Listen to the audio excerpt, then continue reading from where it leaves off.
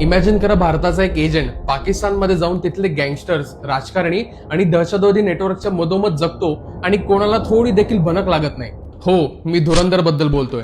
धुरंधरची story fictional असली तरी त्याचे रेफरन्सेस बरेच रिअल लाईफ इव्हेंट्स वरनं घेतलेले आहे. कदाचित असेच Indian soldiers under cover agents म्हणून भारताची सेवा करत असतील. कथा सुरू होते 1999च्या कंदार हायजॅक नंतर.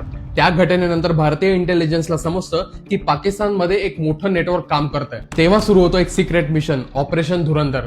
या मिशनसाठी पाकिस्तानात पाठवला जातो एक माणूस, हमजा अली मजारी. कराचीच्या लयारी भागात तो अत्यंत साध्या माणसासारखा राहायला लागतो. ज्यूस शॉप मध्ये काम करतो, वेटर म्हणून नोकरी करतो, पण प्रत्यक्षात तो स्थानिक गँगचा अभ्यास करत असतो. हळूहळू तो लयारीचा मोठा गँगस्टर रहमान डकेत आणि त्याचा कझिन उजैर बलोच यांच्या गँगमध्ये सामील होतो.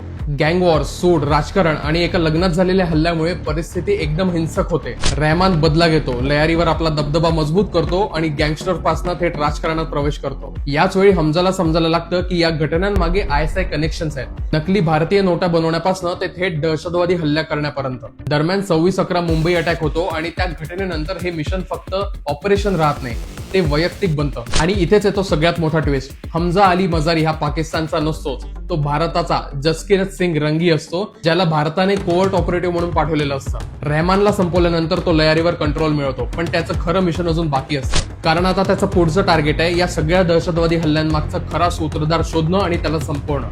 हो, मी धुरंधर 2 द रिव्हेंज जो 19 मार्चला येणार आहे याच्याबद्दल बोलतोय. अशाच इंटरेस्टिंग स्टोरी टेलिंग आणि फॅक्टसाठी फॉलो करा रिव्ह्यूज कट्टाला. धन्यवाद.